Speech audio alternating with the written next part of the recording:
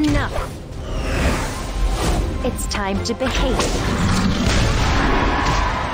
So, you wanted to see me? Hey, salut YouTube, j'espère que tu vas bien. On se retrouve aujourd'hui pour une vidéo Epic 7, donc un peu en retard, je suis désolé. J'avais fait une première vidéo, elle me plaisait pas, je trouvais que c'était naze, j'avais fait plein de problèmes et tout. Là j'ai été un peu plus proche, je me suis un peu plus renseigné. Donc voilà, donc nouvelle vidéo Epic 7 sur le patch note et un peu résumé du stream. Donc on était quand même une dizaine, donc je vous remercie à chaque fois. Même si on n'est pas beaucoup, 10 c'est que ça peut paraître peu, mais moi c'est déjà beaucoup. Je trouve qu'on a beaucoup de gens qui reviennent régulièrement, donc ça veut dire que finalement mon travail plaît. Donc moi ça me fait vraiment plaisir en tout cas. Voilà, donc je tenais à vous le dire, à vous remercier quelque part. Donc voilà, donc on se retrouve aujourd'hui pour une vidéo patch note centrée du coup sur ce qui a été dit sur le stream. Donc il y a quelques surprises, je vous ai mis normalement en intro un petit truc. Vous vous doutez de quoi je parle du coup, mais on verra ça plus tard. Donc tout d'abord le patch note. Alors ils ont donc on va faire une sorte un peu comme dans l'ordre du stream. Donc ils ont tout d'abord présenté le nouveau mode qui sera le mode expédition. Donc je vais essayer d'être très bref mais sans trop en détail parce que j'aimerais quand ça sera un peu plus d'actualité en faire une vidéo plus détaillée. Mais en gros il va y avoir 3 nouveaux boss. Donc Lich du Veil, Arbre Bleu, Férus de Férocité et Symmachus de Désespoir. Un héros, un des mobs Terre, Feu et Ice qui vont, ce sera des sortes de mini-boss qu'on va pouvoir lancer avec sa guilde. Donc voilà, donc ça sera à côté du barman. Il faudra récolter des affiches, des avis de recherche en chasse. À partir de la chasse 8, vous pourrez les dropper et plus votre chasse elle sera haut, plus vous dropperez des avis de recherche mieux. Et avec ça vous dropperez des récompenses. Donc ça sera disponible une fois par mois. Vous pourrez faire ça toute la journée bien entendu. Non, vous serez limité à 3 fois. Il y aura 3 niveaux de difficulté. 1, 2, 3. Et avec l'énergie ça fait 16, 18 et 20. Donc voilà.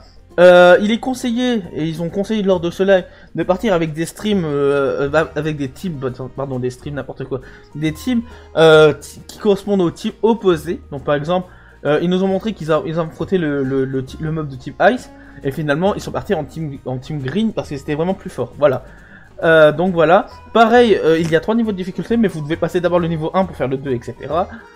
Vous pourrez lancer ça en mode coop interactif, donc ça sera un peu en direct. C'est-à-dire que le boss, vous allez d'abord inviter soit 6 de vos amis, soit 6 membres de votre guilde. Vous pouvez en inviter jusqu'à 20 en tout, c'est écrit en bas là.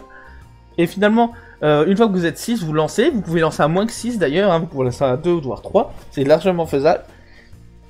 Et une fois que vous lancez, vous affrontez le boss en même temps. Il y a un classement des damages. On va voir, attendez, je vais vous montrer.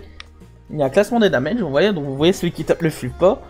Et le boss, la vie du boss va descendre en même temps. En fait, la vie du boss est synchronisée avec tous les membres qui jouent, donc ce symbole c'est bien synchronisé.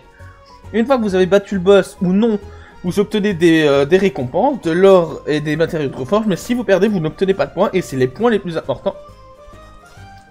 Donc les points vous permettent d'acheter des objets dans la boutique, qui sera l'effigie, qui sera destinée à ça. Donc voilà, et ça c'est vraiment intéressant parce qu'on a des talismans, on a des matériaux de reforge, on a de quoi créer des sets des talismans spéciaux. Vous savez, les sets, les talismans attaque, etc. qui permettent de créer un équipement à partir de là. Et on a un peu plus loin, on a vu pendant le live qu'il y avait aussi une Goldstone. Donc voilà. Ensuite, ils ont annoncé la venue du niveau 5 du labyrinthe de Nyxian, qui va contenir des sets destruction qui sont vraiment très puissants. Vous voyez, donc pour l'épée, on aura en stat principal attaque, défense et santé, ça bouge pas. Pour épée, torse et tête, ça c'est normal, on a déjà vu ça dans la vidéo build.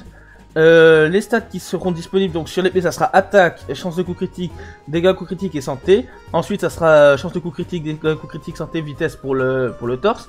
Attaque, chance de coup critique, dégâts coup critique, santé pour le casque. Ensuite, ça c'est des sets de destruction. On a les bots ensuite en set de destruction avec comme stat principal de l'attaque, c'est vraiment bon. Ensuite on a chance de coup critique, dégâts coup critique, santé et efficacité qui seront les stats sub du truc. Donc vraiment très bon, dommage pour l'efficacité. Moi j'aurais plus need de la vitesse mais why not. Ensuite on a en set critique la bague et le collier qui se trouvent très intéressant, au moins pour la bague, qui a chance de coup critique, dégâts coup critique, santé et vitesse pour la bague. Dommage que ça soit pas des dégâts critiques comme stat ratio, alors que ça serait vraiment trop fort. Et là où le collier est fort, pour moi, c'est les dégâts critiques. Je suis vraiment content. Genre de coup critique, attaque, santé et efficacité qui m'intéresse fortement. J'espère pouvoir en dropper pas mal personnellement parce que cette destruction me serait très favorable pour mon petit Vildred qui demande que de la vitesse, hein, vraiment. Et après les dégâts critiques, efficacité, tout ça, ça pourrait être très intéressant sur ma Bellona. Donc vraiment, le stuff est très fort.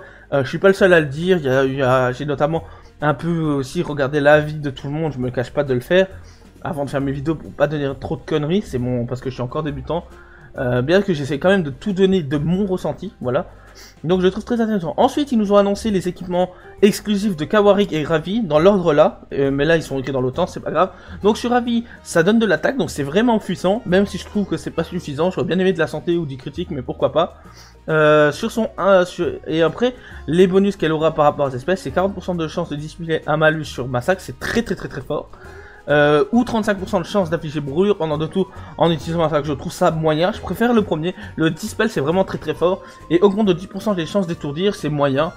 Pourquoi pas, je sais pas, les joueurs de Ravi si ça vous plaît plus de étourdir ou quoi. Je pense que le dispel est vraiment très puissant, et elle va vraiment me permettre d'être un meilleur bruiseur grâce à ça à mon avis.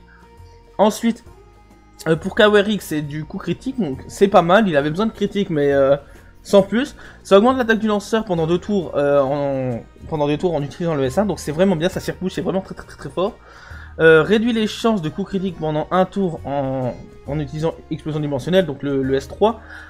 C'est ok, ça permet de comme un peu Sermia, c'est vraiment intéressant. Et enfin, le moins intéressant, je trouve, augmente de 20% les dégâts infligés, donc forcément, c'est pas forcément ce qu'on veut sur Kawarik. Voilà. Ensuite, ils nous ont annoncé donc une histoire, on va dire, en attendant, vous verrez pourquoi plus tard. Hors la loi de la plage, donc c'est avec comme tête d'affiche Sisai Lidika et Sisai Rin. Maintenant, c'est pas des persos annoncés, je vous rassure. Ça sera du 9 au 23 juillet, apparemment. Sachant que je pense qu'en une semaine ça sera plié. C'est un peu comme l'event de Sigren, c'est des puzzles, donc vous allez avoir des quêtes.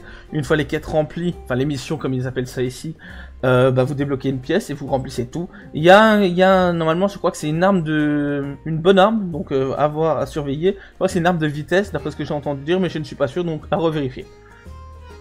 Ensuite, ils nous ont annoncé le trou de drop en hausse de Araminta et Ravi. Et je trouve que c'était bait. Alors Araminta, c'est un perso qui peut faire brûlure, qui peut faire empêcher de mettre des coups, etc., des coups critiques, etc. Mais je trouve vraiment que ça vaut pas le coup de l'invoquer, vraiment. C'est pas un perso top tier ou quoi. Et Ravi, malgré son up, grâce à son artefact, son équipement exclusif, c'est pas un des meilleurs persos. Je vous conseille vraiment d'attendre. On va voir pourquoi déjà. Vous avez déjà vu en intro pourquoi normalement. Et en plus maintenant, vous savez pourquoi aussi. Il y a aussi un autre truc qui risque d'arriver, donc vraiment, soyez patient. La clé, je répète souvent dans mes lives, mais la clé de Epic 7 c'est la patience. Soyez patient et pas impatient, voilà. Ensuite, fin de la saison RTA et de la saison d'arène, donc les récompenses avec les tirant d'Astro Violine, le skin de ML Ténébrier, excusez-moi. Ensuite, une amélioration d'arène tous les samedis pour les challengers et plus, il y aura le Blind Day. C'est un jour où ils ne feront pas ni le nom du joueur, ni les points de celui-ci. Du coup, en fait, ça s'explique pourquoi. Parce que en global, mais surtout en Europe, mais vraiment surtout en Europe, j'ai moi-même un pote qui en fait l'expérience. Ils se connaissent tous en fait dans cet endroit. Et du coup, suffit de trouver un nom, de l'affronter, ensuite vous faites refresh, vous affrontez tout le temps le même pour gagner des points, donc ça va éviter de faire ça pendant au moins un jour dans la semaine, c'est déjà ça, et en plus ça va éviter aussi de faire des low boosts, donc voilà, les low boosts c'est une manière de permettre à un joueur de monter alors qu'il ne le mérite pas. Par exemple, il y a un gars champion 5 qui l'affronte en boucle, un gars moins fort, ben hop il monte. Ensuite, donc voilà, ensuite le refresh sera limité à 30 fois, donc c'est ce que je vous ai dit, c'est pour limiter la pratique de ce que je vous ai dit d'avant. Voilà, ça veut rien dire de ce que je vous ai dit d'avant, excusez-moi. Donc voilà, donc ça c'est bien le mode blind, vous verrez pas les personnages, vous verrez pas, voilà, ça sera caché comme ça, exactement. Voilà. Ensuite, nouvelle icône, avec Dominiel, c'est Dominiel, qui est Thanos en avant. Nouvel écran avec Sisai Raminta, Sisai Lot, Sisai Lidika et Sisai Green. Des nouveaux packs, ça on s'en pète les couilles, on s'en bat les couilles, les notifications. Donc voilà pour ce qui est du patch note, on a vraiment fait le tour. Autre information très importante, il y a le Free Cube qui revient dès demain, et ce jusqu'à dimanche, donc voilà, profitez-en si vous en avez besoin, donc c'est sur tous les serveurs, donc peut-être un peu de décalage en fonction des heures, mais ça peut être bien pour si vous avez besoin d'avancer en abyss, si vous avez besoin, et vous allez avoir besoin de focus des mobs, de focus des chasses. Ensuite, des bonus, donc dès vendredi, on a un bonus XP et un bonus aventure, donc farmez l'aventure dès vendredi toute la journée, pour avoir plus de PA, etc., faire votre plan de catalyseur. Le samedi, vous ferez le plein de runes avec le bonus runes. Donc là, vous ferez toutes les runes. Moi, je compte faire tout ça tout le week-end. Ça va être un sacré canage avec Dokkan qui a les 5 ans. Croyez-moi, je peux faire tourner le jeu en boucle, y a pas de souci. Et après, dimanche, drop en hausse des chasses, plus d'or. Voilà, c'est parti. Je vais farmer les chasses comme Jaja. Donc voilà, gardez bien votre énergie, la dépensez pas inutilement. Ce week-end, c'est très important pour ça. Des packs de leaf, etc. Donc voilà. Donc là, on a fait un peu le tour des nouvelles, on va dire, qui sont très proches. Maintenant, on va s'attaquer à ce que vous avez vu en early. Et oui, vous savez très bien de qui je vais parler, bien entendu, de Mui. Ou de Mew, comme on l'appelle. Mew, c'est un personnage Terre Warrior vierge, donc enfin horoscope vierge, qui a en attaque 1039, c'est très bon. En santé 5340, c'est faible, mais c'est ok. Speed 115, c'est excellent. Défense 617, c'est bof. Elle a en critique hit chance 27%, donc tu changes de coup critique, je sais pas pourquoi j'ai dit ça en anglais, excusez-moi. En DCC, c'est 150%. Chance de double attaque qui se pourrait se cumuler avec sa concentration 5%. Et efficacité 18%, c'est faible, mais c'est déjà pas mal, vous allez voir pourquoi plus tard. Et voilà. Son imprint release, donc c'est de la chance de coup critique, donc c'est très bon. Ce personnage va sûrement être joué vitesse, et je vous l'annonce, ce personnage va être top tier, c'est très fort. Enfin moi, ça va dépendre de ses multiplicateurs maintenant, mais je trouve le personnage déjà très beau visuellement, et franchement très puissant. Ensuite, passons à ses spells. Le S1. Le S1, c'est une auto, elle a 65% de chance d'infliger un debuff aléatoire parmi ses debuffs suivants: silence, break attack, break def et anti-heal. Donc c'est vraiment très fort. On peut voir que si on la Molagora, on peut arriver jusqu'à 75% de chance de le faire. Et en Soul Burn, elle a 100% de chance de le faire avec un effet, avec deux debuffs au lieu de 1. Voilà. Ensuite, en S2, on a punition. Donc c'est vous avez 35% de chance de mettre de l'hémorragie pendant 2 tours dessus, et ensuite vous avez 65% de chance de stun pendant un tour. Ces stacks on monte à 50 et 80% avec la Molagora, donc c'est vraiment très puissant. Le personnage va sûrement être très vite jouer vitesse à mon avis. Ensuite on passe au S3 qui est le suivant, donc grand final. Donc quand vous allez taper tous les ennemis, vous allez dispel 2 buffs de l'ennemi. Donc en frappant tous les ennemis, c'est vraiment très puissant. Et vous avez grande chance d'augmenter votre attaque pendant... Enfin non, vous allez augmenter votre attaque pendant 3 tours. Excusez-moi, j'ai mal traduit. C'est vraiment très puissant, c'est full damage. Même pas besoin de réduire le cooldown. Parce que si on regarde, si on cumule avec le S2, alors excusez-moi. Le S2, 4 tours. Ah bah quoique quand même, ça pourrait être intéressant. Le S2, il dure 4 tours. Le S3 il dure 5 tours, vous voyez il y a une petite erreur d'ailleurs sur 5 turns, hein, notable, hein, ça c'est très Epic 7. Le S1 c'est bon bah c'est tout le temps le S1, je sais pas pourquoi je recalcule cooldown. Donc voilà, donc ça a l'air d'être plus ou moins orienté speed ou efficacité à première vue, on va voir pourquoi que non. Je trouve que le personnage est très beau visuellement, il va être très puissant, c'est un counter à Bazar Dizzy, c'est vraiment cool. Moi je pense que je fais pull dessus personnellement, mais voilà, on va voir un peu ça plus tard, mais je vous conseille d'attendre les infos avant de pull sur elle quand elle arrivera. Ensuite, son artefact, qu'est-ce qu'il fait?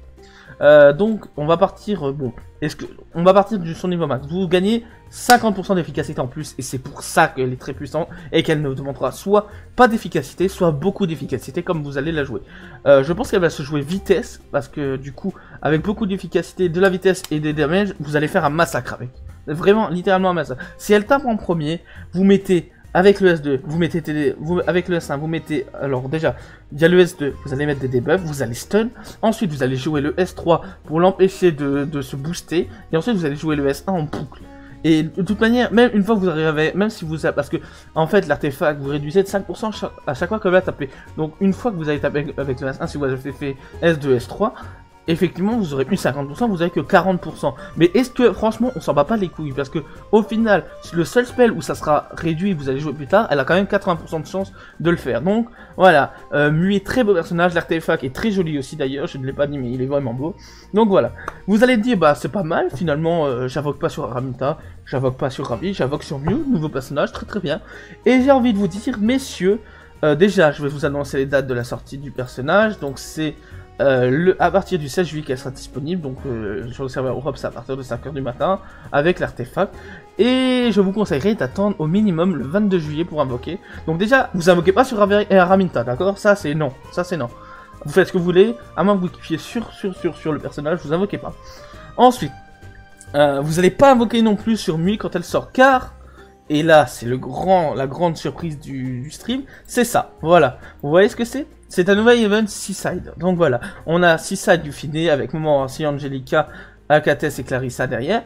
On voit aussi Mui sur le côté, du coup. Donc ça, on n'a pas d'infos, on sait juste que c'est sorti, c'est un nouveau truc. Ça annonce sûrement d'ailleurs un nouveau personnage limited, comme Seaside Bellona. Donc on n'a pas d'infos. Maintenant, il faut savoir, donc là, on va faire des comptes. La semaine prochaine, donc du 9 au 16, vous invoquez rien, il n'y a pas besoin. Il y a Ravi, Araminta, on s'en fout. Ensuite, vous allez passer, il va y avoir Mui qui va apparaître, ici, du 16 au 30. Ce qui veut dire qu'il y a 2 semaines pour l'invoquer, c'est pas mal. Le stream, le dernier qui est sorti, il y a le 8. Comme il y en a un toutes les 2 semaines avec les nouvelles infos, la semaine prochaine, le 15, il n'y en aura pas. La semaine suivante, on arrive au 22. 22, c'est la moitié de la bannière de New. Donc vous saurez le 22 ce qu'il faut faire. Voilà. Ça vous laisse beaucoup de temps pour invoquer, beaucoup de temps pour stacker les Skystones. Donc voilà. Moi, je suis à 6000 Skystones plus, on va dire, une centaine de bookmarks. Ce qui me fait que j'ai à peu près 8000 Skystones. Je pense que je vais pouvoir presque piter les deux si je me débrouille. Donc voilà. Donc, résumé du truc. Donc, nouveau mode expédition. Nouveau étage du labyrinthe. Qui donne un set destruction et un set critique très puissant. Fin de la RTA, fin de l'arène. Nouveau personnage qui est Mew. Très puissant, on a vu ensemble. On fera un focus plus détaillé sur elle quand on pourra la jouer. Nouvelle annonce potentielle sur un limited Seaside comme Bellona. Je miserai sur Yufine vu que c'est Yufine qui est mis en avant. Dans le stream on pouvait voir un texte en anglais qui parlait de Yufine, donc je pense que c'est Yufine. Prochaine bannière qui vont sortir demain, Ravi, Araminta, on dodge. Et voilà, sur ce je vous remercie d'avoir regardé la vidéo, je vous souhaite une bonne journée, une bonne soirée, peu importe quand est-ce que vous regardez cette vidéo. Je vous demande de liker, partager, de commenter cette vidéo si elle vous a plu. Pareil, de vous abonner et d'activer la cloche si vous voulez pas louper mes lives Dokkan Battle, ne pas louper mes prochaines vidéos. Et ça m'aide à me soucier, ça m'aide au référencement et ça coûte rien, ça vous coûte rien du tout de le faire. Pareil, les commentaires, essayez d'être constructifs, n'hésitez pas à en faire, même si c'est négatif, je peux les entendre. Je sais que je suis pas parfait, je débute, c'est normal. Et puis sur ce, je vous attends aussi en live Epic7 qu'on fait sur Twitch tous les soirs à peu près. On fait ça, je commence en général en ce moment entre 18h et 20h et je m'arrête vers 22h, 23h, donc voilà. N'hésitez pas à passer, on commence à être de plus en plus nombreux, ça fait vraiment plaisir. Et voilà, sur ce, je vous souhaite une bonne soirée, une bonne journée et je vous dis au revoir messieurs.